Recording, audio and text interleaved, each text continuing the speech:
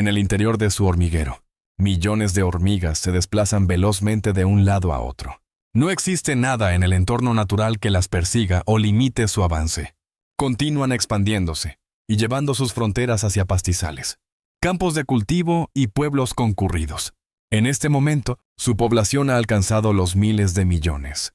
Sus picaduras ardientes y su conducta agresiva ponen en peligro a los seres humanos, al ganado, a las mascotas y a la fauna silvestre.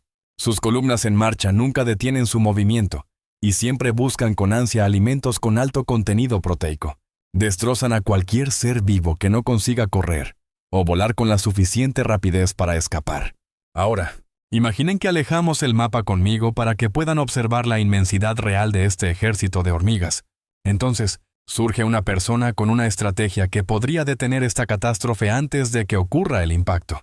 En medio de esta enorme multitud, una hormiga empieza a actuar de forma inusual. Aunque físicamente no se distingue de las demás, se aleja de las actividades cotidianas de la colonia. Deja de buscar comida y deja de aportar al esfuerzo grupal. Un intruso parásito la devora por dentro, vaciándola.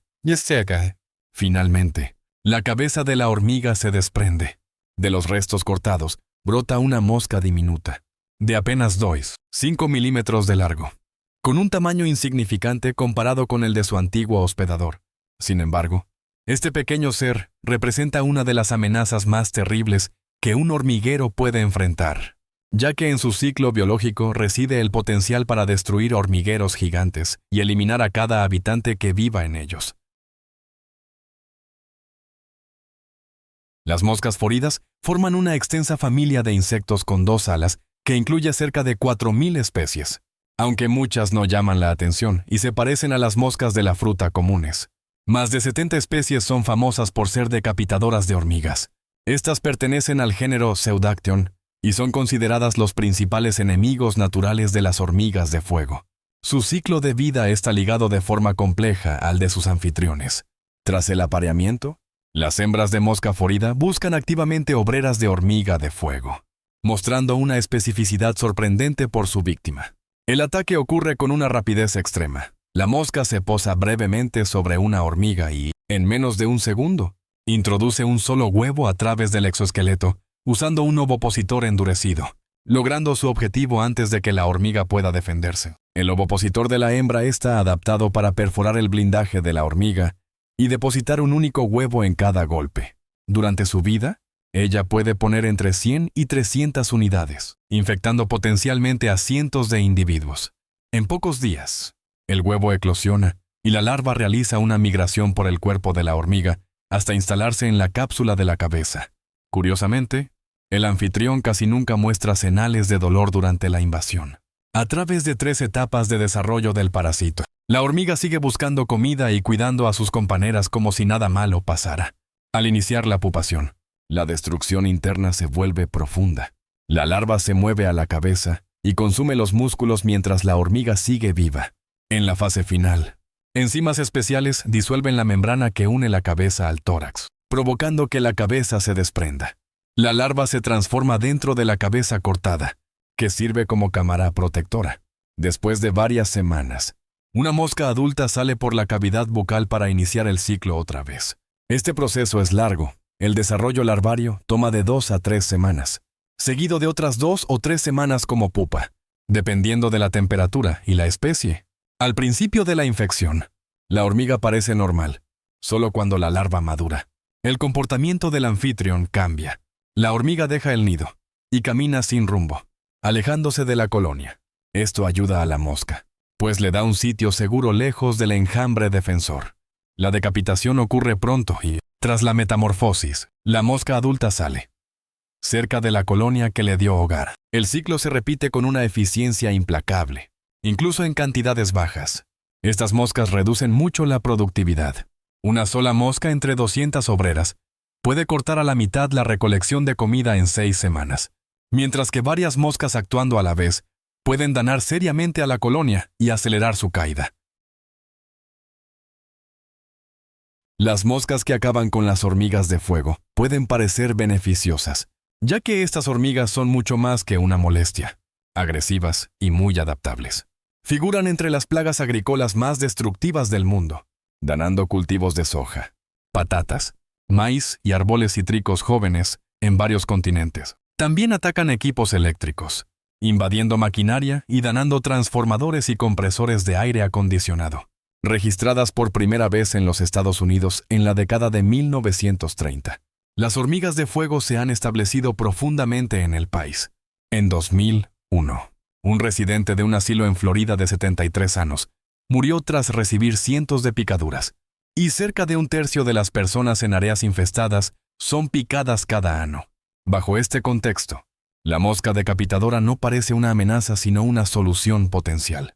Si ya existe un enemigo natural que ataca específicamente a las hormigas de fuego, usarlo como agente de control biológico es una estrategia atractiva.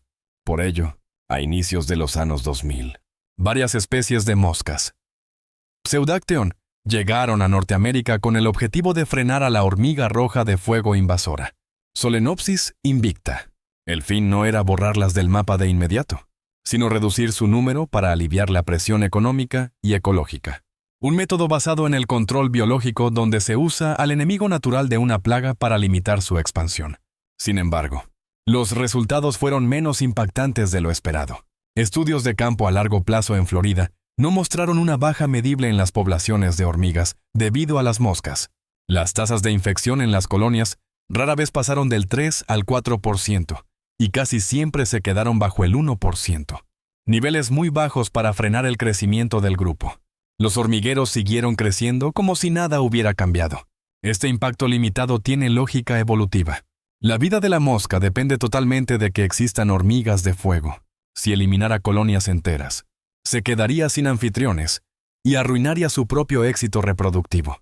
La selección natural prefiere una estrategia de parasitismo moderado, donde se infecta a una pequeña parte de las obreras para mantener a las futuras moscas sin destruir a la población de hormigas. En lugar de aniquilar nidos, las moscas aplican una presión constante y leve que puede durar años. Por esta razón, el valor real de estos insectos no está en la destrucción masiva, sino en el debilitamiento gradual. El acoso constante a las obreras puede reducir la búsqueda de comida, alterar la conducta de la colonia y hacer que las hormigas sean menos competitivas. La estrategia se basa en el desgaste y no en el exterminio. La liberación masiva de insectos como control biológico se hace en todo el mundo y, en varias zonas, las moscas Pseudacteon no solo sobrevivieron, sino que crearon poblaciones estables en Estados Unidos y Puerto Rico. 6 especies están establecidas, y algunas se extienden por gran parte del territorio de la hormiga invasora. Se estima que P. tricuspis ocupa al menos el 65% del área invadida, mientras que P. curvatus cubre casi todo ese rango en territorio estadounidense. Otras especies, como Pseudacteon obtusus, abundan en Florida y Texas y parecen avanzar a estados vecinos, mientras que 3 especies más siguen en zonas localizadas de Alabama, Texas y Florida. Las moscas de estos programas vinieron directamente del hogar natural de las hormigas en Sudamérica. Desde 1997, investigadores trajeron tipos recolectados en Argentina, uno cerca de las flores en Buenos Aires y otro, P.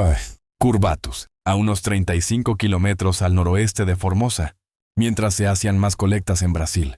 Las primeras liberaciones fueron en Florida, en 1997 y 2000, donde el clima templado y la densidad de hormigas eran ideales. Al crecer el programa, un solo laboratorio era muy lento, lo que obligó a criar insectos a gran escala para repartirlos mejor. ¿Qué piensas de este método para quitar hormigas? ¿Cómo eliminaste la colonia de hormigas que salió en tu casa? Comparte tu experiencia en los comentarios. Y recuerda mirar el contenido interesante en la esquina superior derecha de la pantalla. A partir de la primavera de 2001, la División de Industria Vegetal de Florida inició la producción masiva de las especies más prometedoras de Pseudacteon, de las 20 conocidas que parasitan a las hormigas de fuego. Las moscas criadas en masa se enviaron a sitios de campo y se liberaron en estados del sur, como Florida, Georgia y Carolina del Norte, creando una red de poblaciones que se mantienen por sí solas. Al inicio, el laboratorio del USDA en Gainesville producía unas 1.500 moscas al día, una cantidad suficiente para solo 2 o 3 sitios de liberación al mes, lo que limitaba mucho la expansión. Cuando las instalaciones más grandes de la DPI abrieron en 2001, se esperaba duplicar la capacidad de producción con planes de aumentar la salida en los años siguientes para acelerar el establecimiento regional. Hoy, la producción de moscas se centraliza en plantas especializadas en Florida, que gestionan todo el proceso de cría bajo condiciones controladas. Cada aspecto de estos entornos está diseñado para maximizar el parasitismo exitoso. Más que laboratorios convencionales, estos sitios funcionan como sistemas de producción regulados para mantener tanto a los anfitriones como a los parásitos. Las unidades centrales son grandes recintos llamados cajas de ataque, donde las hormigas viven en bandejas diseñadas para evitar que se escondan. Como el parasitismo requiere víctimas expuestas, el sistema impide que se oculten. Cada bandeja tiene tasas elevadoras que suben y bajan durante el día, obligando a las hormigas a moverse sin parar. Cuando las obreras intentan refugiarse o proteger a sus crías bajo una taza, el mecanismo retira ese refugio, forzándolas a moverse de nuevo y quedar expuestas. Cuando se traen crías de colonias externas, las obreras tienen al menos 30 minutos para integrar a los nuevos individuos, minimizando peleas que dañen el sistema. Una vez terminada la integración, el ciclo de las tazas se reanuda desde la mañana hasta la tarde, parando de noche para que los insectos y el personal descansen. El apoyo nutricional se mantiene con cuidado para que las hormigas sigan siendo anfitriones viables. Una solución de azúcar en tubos de ensayo aporta carbohidratos, mientras que los grillos dan la proteína necesaria, asegurando que las hormigas estén lo bastante sanas para alimentar a las larvas de mosca en desarrollo. Mientras las hormigas se mueven en las bandejas, las moscas adultas entran desde cámaras separadas y vuelan sobre las obreras expuestas, poniendo sus huevos con eficiencia sin necesidad de persecuciones largas. El sistema opera con regularidad mecánica, manteniendo una conexión constante entre el anfitrión y el parásito. Las hormigas infectadas se identifican luego por diferencias de peso causadas por el crecimiento de la larva y se pasan a contenedores separados para terminar el ciclo. Dentro de ellas, las larvas maduran, decapitan al anfitrión y se vuelven pupas, produciendo finalmente la próxima generación de moscas para su liberación.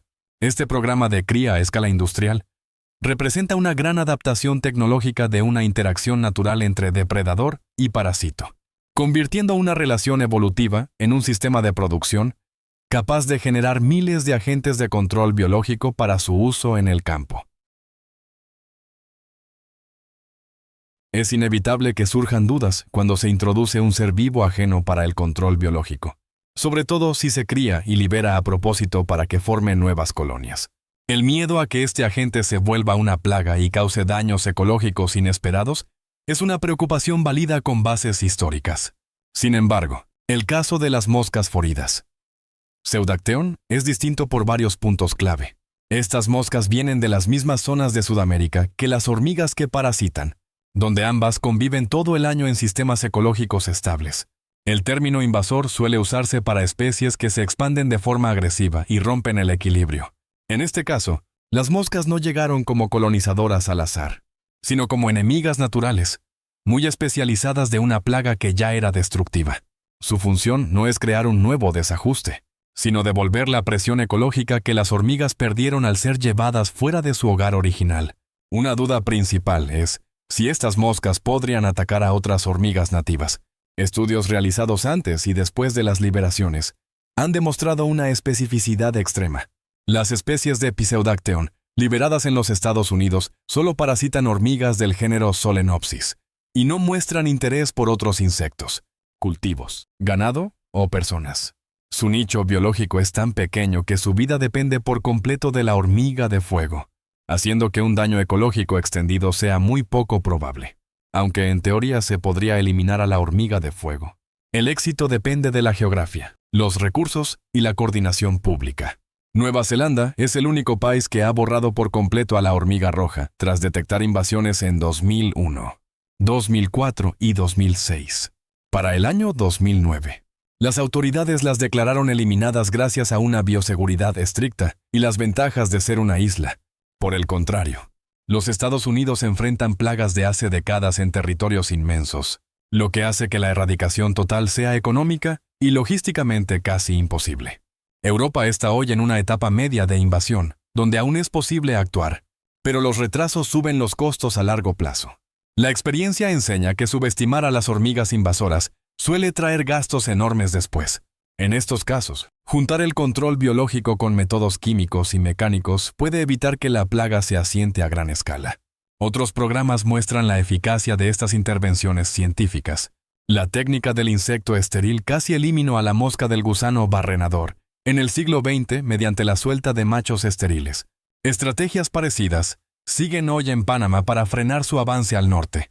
Los métodos de control genético también han bajado las poblaciones de mosquitos en Brasil y las Islas Caimán, reduciendo mucho el número de Aedes aegypti y el contagio de enfermedades. Estos ejemplos sugieren que el uso de control biológico, químicos dirigidos y herramientas genéticas ofrece las mejores opciones contra la hormiga de fuego. Las presiones de salud pública y economía refuerzan esta urgencia.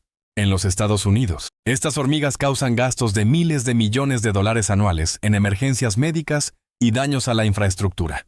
Dejar pasar el tiempo permite que las colonias crezcan, subiendo los costos futuros. A diferencia de los pesticidas que requieren aplicación constante y generan resistencia, las moscas foridas funcionan solas una vez establecidas. Tras su liberación, se mueven con sus anfitriones manteniendo una presión fija sin ayuda humana. Aunque no borran a las hormigas, debilitan sus nidos y dan ventaja a las especies nativas para que compitan mejor. A medida que el cambio climático amplia el territorio de estas hormigas, los métodos de control sostenibles serán más importantes. El programa de la mosca forida es parte de una estrategia basada en principios ecológicos. Al recuperar una relación de depredador y parásito que evolucionó por millones de años, el control biológico busca devolver el equilibrio donde la actividad humana lo rompió.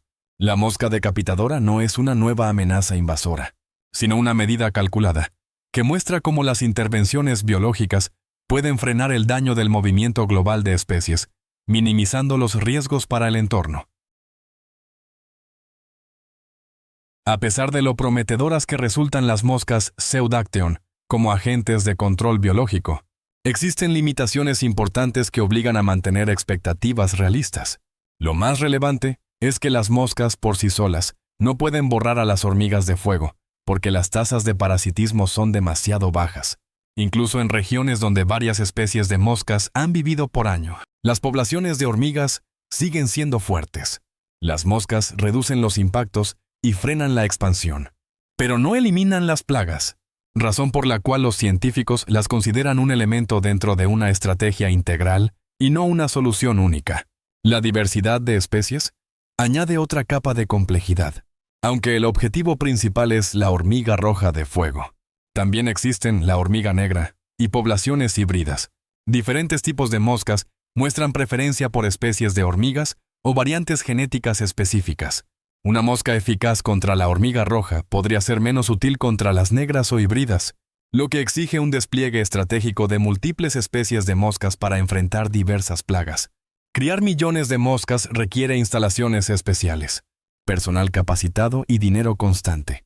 El sistema de cajas de ataque funciona bien pero sigue siendo costoso y requiere mucho trabajo manual. Expandir la producción para cubrir áreas inmensas del sur de los Estados Unidos necesita recursos que cambian según las prioridades políticas y los límites del presupuesto. Así como las moscas evolucionaron para parasitar hormigas, estas podrían desarrollar defensas químicas o de comportamiento para ser menos vulnerables. Si estas adaptaciones aparecen, la eficacia del control biológico podría bajar, obligando a traer nuevas especies o cepas de moscas. La coordinación con otros métodos es vital. Los insecticidas químicos pueden matar a las moscas junto con las hormigas, y fumigar sin cuidado en las zonas de liberación podría arruinar los esfuerzos de control biológico. Alinear los planes de manejo y educar a los dueños de tierras y operadores sobre cómo proteger a las moscas sigue siendo un reto constante. A medida que las especies invasoras se expanden por el mundo, la necesidad de estrategias de manejo eficaces y sostenibles será cada vez mayor. El control biológico ofrece un camino que es viable económicamente, seguro para el ambiente y con bases científicas. La experiencia con las moscas Pseudacteon sirve como modelo para enfrentar otras invasiones y como un recordatorio de que la naturaleza misma suele tener las llaves para resolver los problemas que los humanos provocamos. Si disfrutaste el video de hoy, no olvides darle me gusta suscribirte y activar la campana de notificaciones para no perderte nuestros próximos viajes. Gracias por vernos y nos vemos en el próximo video. Gracias por estar con nosotros. Deja un comentario, dale me gusta para mostrar tu apoyo y recuerda suscribirte para más videos emocionantes. Nos vemos la próxima vez.